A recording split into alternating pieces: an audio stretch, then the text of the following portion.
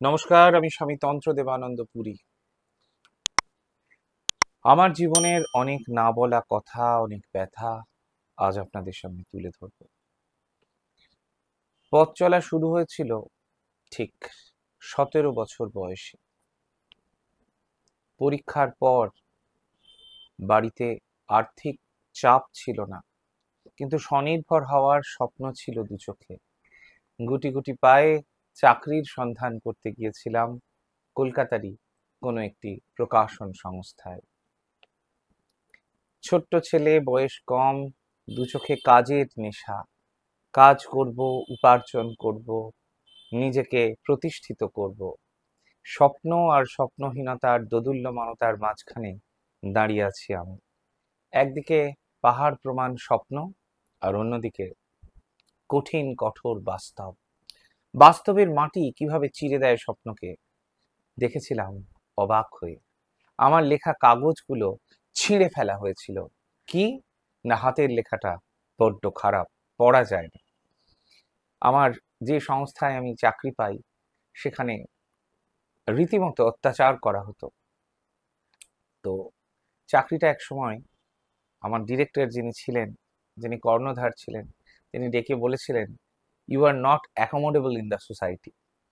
তো আমার তখন মনে হয়েছিল, আমি কি পাগল? আমি কি সত্যিই উন্মাদ হয়ে গিয়েছি?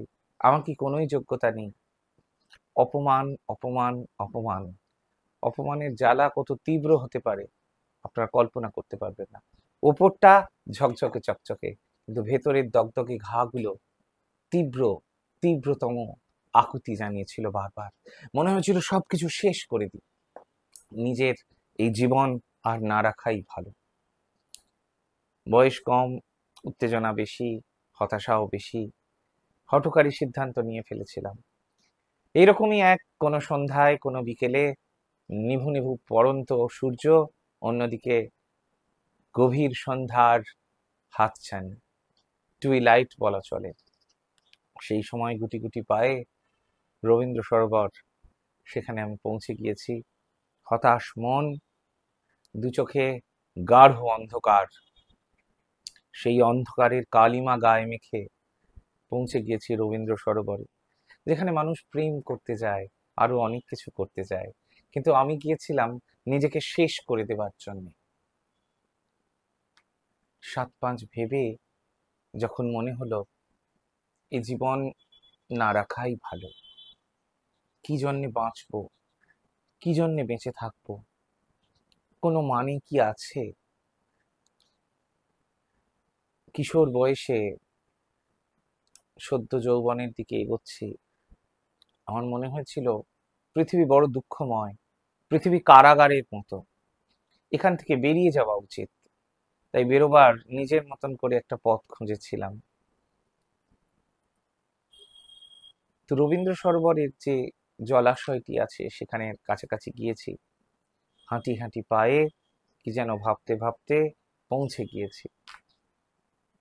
হঠাৎ দেখি যত আমি এগোচ্ছি মনে জোর করে, সবকিছু ভুলে, তত আমি দেখছি প্রেম যেন মৃত্যুর চেয়ে অনেক বড়।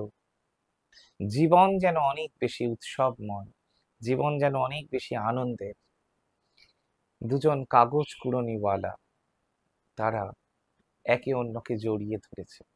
হঠাৎ মনে হলো আমি আবারও যাচ্ছি জলের দিকে, ঝাঁপ দেব। ঠিক সেই সময় হঠাৎ একটা বাঁশির সুর কানে ভেসে এসেছিল। কানে ভেসে আসা বাঁশির সুর আমাকে সেদিন আর আত্মহত্যায় এগোতে দেয়নি। না, বাঁশি নয়, আজানের সুর। কাছের মসজিদ থেকে ভেসে এসেছিল ঈশ্বর আরাধনার ভিন্ন ধর্মী এক উচ্চারণ। অমোঘ সত্য সেদিন আমাকে আপ্লুত করেছিল। আমার জীবন সেদিন অক্ষত ছিল। আমি আর আত্মহত্যায় পা বাড়াতে পারিনি। তারপরেও জীবনে যতবার মৃত্যু হাতছানি দিয়ে আমায় ডেকেছে, কেউ না কেউ আমাকে রক্ষা করেছেন। কোনো না কোনো মানুষ, কোনো না কোনো পরিস্থিতি। বয়স যত বেড়েছে, জীবন যত গভীর থেকে গভীরতর হয়েছে, উপলব্ধি করেছি জীবনে অর্থর চেয়েও পরমার্থ অনেক বেশি জরুরি। সম্পর্কের গভীরতা, ভালোবাসা অনেক জরুরি। আত্মহত্যা তো আর করা হয়নি, আত্মহত্যা মহাপাপ আজ অনেকে বলবেন, কিন্তু সেদিন সেই বয়সে আমাকে বলার কেউ ছিল না, আমার পাশে দাঁড়ানোর কেউ ছিল না। যিনি দাঁড়িয়েছিলেন তিনি আদ্যাশক্তির মহামায়া। এখন যখন ডাউন মেমোরি লেন হয়ে যায়, যখন পুরনো স্মৃতি আমাকে ভাবায়, কাঁদায়, তখন ভাবি যে কি অবুঝ ছিলাম, কেন এগুলো করতে গিয়েছিলাম, সেভাবে আধ্যাত্মিকতার দিকে যাইনি। পরে মনে হয়েছিল কে কি বললো তাতে কি আসে বা যায়, কিছুই তো আসে যায় না। জীবন তো অনেক বড়, জীবন তো আসলে উৎসব, প্রতিদিন আনন্দে বাঁচতে চাই। তারপর কালক্রমে ধীরে ধীরে আধ্যাত্মিকতায় যখন হাতেখড়ি হলো, ঠিক তার এক এক বছরের মধ্যেই তখন বুঝতে পারলাম যে আমরা তো সোল বই, অন্য কিছু নই। আর সোল সুপার সোলকে কানেক্ট করেছে। জীবনে যদি একবার একটু চেতনার আলো আসে, আমরা তো মানুষ, মান আর হুঁশ নিয়ে বেঁচে আছি। কোথায় চলে গিয়েছিল সেদিন এই খারাপ কাজটি করার জন্য? তো এইটাই আমাকে খুব নাড়িয়ে দিয়েছিল, আমার জীবনের একটা টার্নিং পয়েন্ট বলা যেতে পারে। তারপর জীবনে এসেছিল অদ্ভুত পরিবর্তন। সাধনে প্রবেশ করার পর ক্রমশ উন্নতি হতে থাকে। সেই উন্নতি পারমার্থিক উন্নতি, যা আমাকে জীবনে নতুন করে ফিরিয়ে এনেছিল। আমার জীবন যদি এভাবে বদলে যেতে পারে, আমি মনে প্রাণে বিশ্বাস করি আপনাদের প্রত্যেকের জীবন বদলে যেতে বাধ্য। আমার এই 5 বার না মরে যাওয়া জীবন যদি আপনাদের একটুও পথ দেখাতে পারে, সেটিই হবে আমার জীবনের সর্বশ্রেষ্ঠ পুরস্কার। ভালো থাকবেন।